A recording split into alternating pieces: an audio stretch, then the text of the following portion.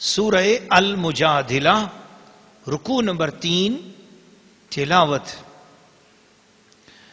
ألم تر إلى الذين تولوا قوما غضب الله عليهم ما هم منكم ولا منهم ويحلفون على الكذب وهم يعلمون أعد الله لهم عذابا شديدا إنهم ساء ما كانوا يعملون اتخذوا أيمانهم جنة فصدوا عن سبيل الله فلهم عذاب مهين لن تغني عنهم أموالهم ولا أولادهم من الله شيئا أولئك أصحاب النار هم فيها خالدون يوم يبعثهم الله جميعا فيحلفون له كما يحلفون لكم ويحسبون أنهم على شيء ألا إنهم هم الكاذبون استحوذ عليهم الشيطان فأنساهم ذكر الله أولئك حزب الشيطان ألا إن حزب الشيطان هم الخاسرون إن الذين يحادون الله ورسوله أولئك في الأذلين كتب الله لأغلبن أنا ورسلي إن الله قوي عزيز لا تجد قوما يؤمنون بالله واليوم الآخر يوادون من حاد الله ورسوله ولو كانوا آباءهم أو أبناءهم أو إخوانهم أو عشيرتهم أولئك كتب في قلوبهم الإيمان وأيدهم بروح منه ويدخلهم جنات تجري من تحتها الأنهار خالدين فيها رضي الله عنهم ورضوا عنه أولئك حزب الله ألا إن حزب الله هم المفلحون.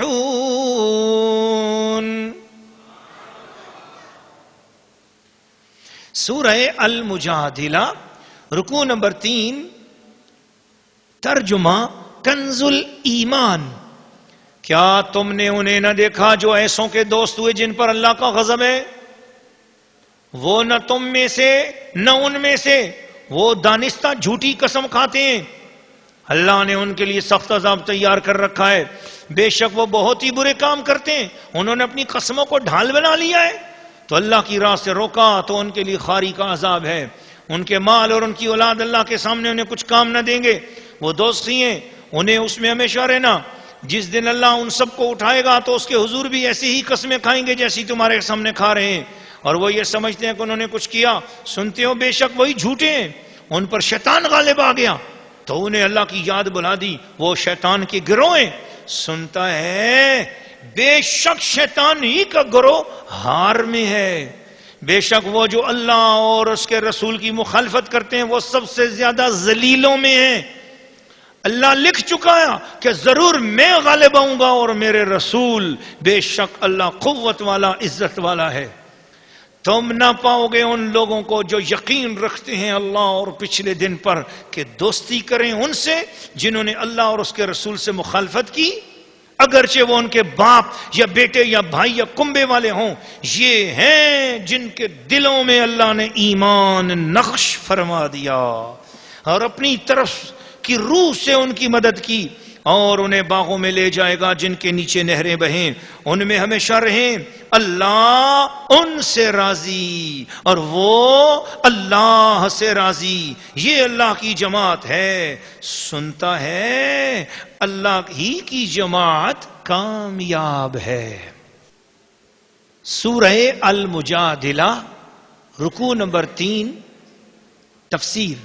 قرآن مجید فرقان حمید کی سورہ المجادلہ کے رکوع نمبر 3 کی تفسیر سننے والے مسلمان عاشقان مصطفیٰ اور اللہ کے پیارے رسول پر اترنے والے قرآن کو ادب کے ساتھ سننے والی خواتین، بچوں، بزرگوں، سامعین و سامعات اور ناظرین و ناظرات، گستاخ اور بے ادب لوگ حضور صلی اللہ علیہ وسلم کے بارے میں کوئی باتیں کرتے تھے. اللہ پاک نے ان باتوں کو ظاہر کیا، بندوں کو بلایا گیا.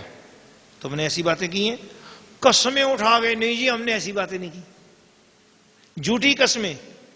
جس شخص کے دل میں حضور کی محبت نہیں ہوگی وہ جھوٹی قسمیں بہت کھائے گا، اور جو شخص جھوٹی قسمیں کھاتا ہو وہ شخص سمجھ لے کہ میرا نام شاید حضور کے پیار کرنے والوں میں یا حضور کے رجسٹر میں میرا نام نہیں ہے. جھوٹی قسمیں کھانے سے بچ جاؤ. جھوٹی قسمیں نہ مرد کھایا کریں نہ عورتیں کھایا کریں. جھوٹی قسم نہیں اٹھانی چاہیے. اچھا اگر کوئی بندہ جھوٹی قسم اٹھاتا ہے تو اس سے ہوتا کیا ہے؟ جو اس پورے رکوع کا خلاصہ ہے، سب سے پہلی بات تو یہ ہے کہ وہ شخص کے مال اور اولاد میں سے برکت اٹھا لی جاتی ہے. نہ اس کے مال میں برکت رہتی ہے نہ اس کی اولاد میں برکت رہتی ہے.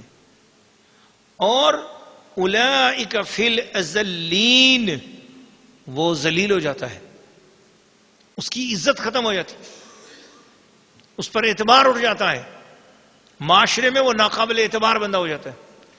تو اللہ تعالیٰ سے دعا کرو کہ اللہ پاک مجھے اور آپ سب کو جھوٹی قسمیں اٹھانے سے بچائے.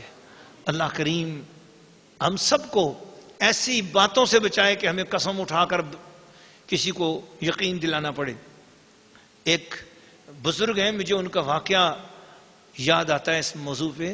انہوں نے لکھا اپنی کتاب میں کہ اس طرح کے ہو جاؤ کہ دوسرا تم سے قسم کا مطالبہ ہی نہ کرے.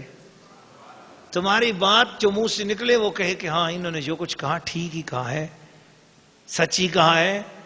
تو ایسے ہو جاؤ کہ تم سے کوئی قسم کا مطالبہ ہی نہ کرے. یہ بات بہرحال یہ تو ایک مسئلہ میں نے آپ کے سامنے رکھا. عام طور پر ہماری محفلوں میں اور ہمارے بازاروں میں اور منڈیوں میں دکانوں میں یہ چیز عام ہو گئی ہے. لوگ چھوٹی چھوٹی بات پہ قسم اٹھانے لگ جاتے ہیں. اچھی طرح کی بات یاد ہے، ابھی ایک ہفتہ پہلے کی بات ہے، یہ دورہ تفسیر شریف جاری تھا تو میں ایک شخص ہے اس سے ملا تو میں نے کہا آپ محفل میں آئے تھے؟ میں نے صرف اتنی پوچھا آپ پروگرام میں آئے تھے؟ وہ کہہ رہا خدا کی قسم میں آیا تھا جی.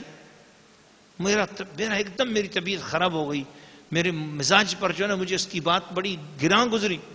تو اس نے کہا حضور کیا ہوا؟ میں نے کہا پتہ ہے میں نے 2-3 مرتبہ اس پوری تفسیر شریف کے دورے کے درمیان قسم کے حوالے سے، قسم اٹھانے کے حوالے سے منع کیا کہ قسمیں نہ اٹھا کر بات بات پر، اور جو بات کا مقصد ہی نہیں ہے قسم اٹھانے کا. اب آپ آئے نہیں آئے تو اگر دونوں صورتوں میں اس کا قسم کے ساتھ کیا تعلق ہے؟ میں نے صرف اتنا معلومات کے لیے پوچھا کہ آپ آئے، آپ نے اتنی چھوٹی سی بات پر قسم اٹھا لی. یا تو یہ بہت ہی مطلب ہے کہ میں یہ کہوں گا کہ اس طرح کا کام کرنے والی عورتیں اور اس طرح قسمیں اٹھانے والے مرد جو ہیں وہ کسی بھی لحاظ سے ان کو اپنی ذات پہ یقین ہی نہیں ہوتا. اتنی چھوٹی سی بات کے لیے بھی قسمیں اٹھاتے ہیں دوسروں کو اعتبار دلانے کے لیے.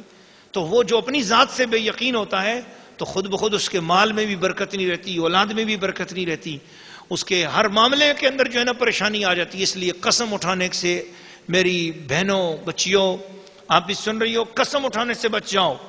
کوئی بھی بات ہو اپنے آپ کو قسم سے روکو. ایک مرتبہ شیطان سے ملاقات ہو گئی حضرت سیدنا جنید بغدادی رضی اللہ تعالیٰ عنہ کی.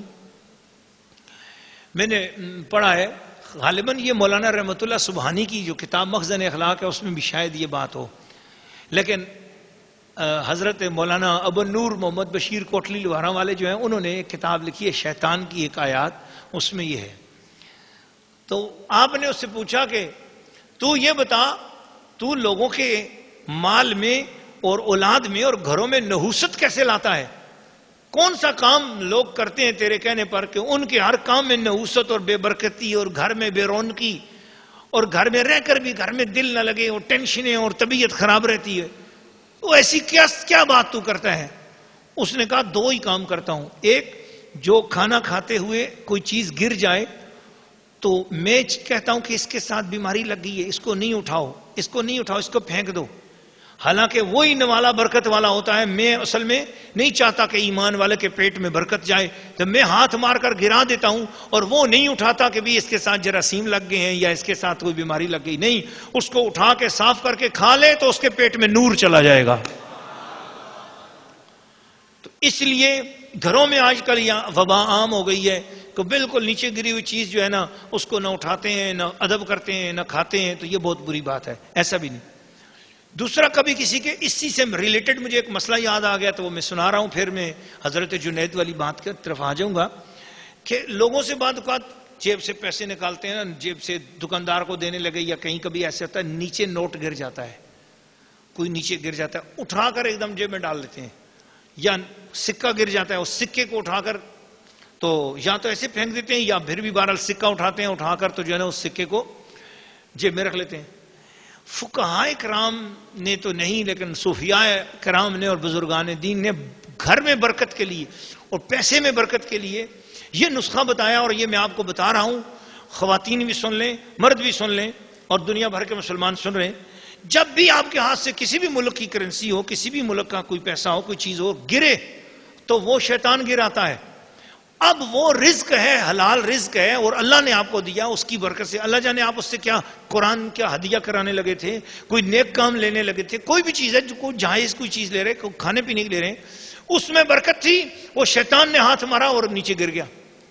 تو وہ نیچے برکت گری تو کہا اس کو آ کر ایک دم جیب میں ڈالنے کے بجائے پہلے اس کو چومو، اور چوم کر ادب کرو کہ اللہ یہ تیرا رزق ہے، میری غفلت کی وجہ سے گرا ہے، میں معافی مانگتا ہوں، تو اس کی برکت مجھ سے دور نہ فرما۔ تو کہتے ہیں جو گرنے سے اس کی جو برکت زائل ہوئی تھی، اس سے 80 حصے زیادہ برکت اب واپس اللہ تعالیٰ کی طرف سے عطا ہو جائے گی۔ اور یہ اس پر ہم نے تجربہ بھی کر کے دیکھا، عمل کر کے دکھوایا، بعد لوگوں کو سمجھایا۔ رکشے والے 1-2 افراد تھے بیچارے پریشان، ہم نے کہا جب بھی تم سے کوئی لین دین میں کوئی نوٹ گر جائے نیچے کچھ بھی، تم اس کا ادب کرو گے۔ باوضو حالت میں رکشہ، اللہ پاک کی شان ہے، اب ماشاءاللہ وہ بہت اچھے حالات میں، مکان بھی اچھے بن گئے اور کرایوں سے نکل کر اپنے مکانوں میں بھی چلے گئے، اللہ پاک نے چھوٹی سی کمائی والی روزی میں برکت عطا کر دی۔ تو شیطان سے پوچھا جنید بغدادی نے کہ بتا گھروں کے اندر جو تو پریشانیاں لاتا ہے اور اس طرح لوگوں کو تنگ کرتا ہے، تو اس میں کیا وجہ ہے، تو کیا کیا کام کرتا ہے؟ تو اس نے یہ بتایا، جھوٹی یہ بات بھی کہی کہ بھئی جو کھانے کا نوالا نیچے گر جاتا ہے وہ میں گراتا ہوں، اور لوگ اس کو پھر نہیں کھاتے تو ان کے گھر میں ان کے رزق میں برکت ختم ہو جاتی ہے۔ دوسری اس نے کہا کہ میں لوگوں کے دل میں یہ بات کہتا ہوں کہ قسمیں اٹھا، جو جھوٹی قسمیں اٹھاتا ہے اس کے گھر سے بھی رونق، اس کے چہرے سے بھی رونق، اور اس کے مال سے بھی رونق ختم ہو جاتی ہے۔ دوستان عزیز، ایک لحاظ سے تو میں نے یہ ساری باتیں کر دی، مگر اسی کا تصویر کا ایک دوسرا رخ بھی میں آپ کے سامنے رکھنا چاہتا ہوں۔ وہ یہ ہے کہ اگر معاملہ حق کا آ جائے، دین اسلام کا آ جائے، اللہ کے محبوب کی عزت اور تعظیم کی بات آ جائے، اولیاء اللہ کی عزت اور تعظیم کی بات آ جائے، دین اسلام کا کوئی مسئلہ آ جائے اور قسم اٹھانے کی ضرورت پیش آئے، تو اس وقت جو قسم نہ اٹھائے گا وہ گناہگار ہوگا۔ اس وقت قسم اٹھانے سے زیادہ قسم اٹھانے والے کو، قسم اٹھانے والی کو زیادہ ثواب نصیب ہو جائے گا۔ اسلام کا مسئلہ ہو تو دنیا کے مسئلے میں قسم اٹھانے سے بچو، اور دین کا مسئلہ ہو اور دین کی عزت کی بات ہو اور قسم اٹھا کر بات کرنے کی ضرورت پڑ رہی ہو، تو پھر قسم اٹھانا پھر وہ ثواب کا باعث اور برکت کا باعث۔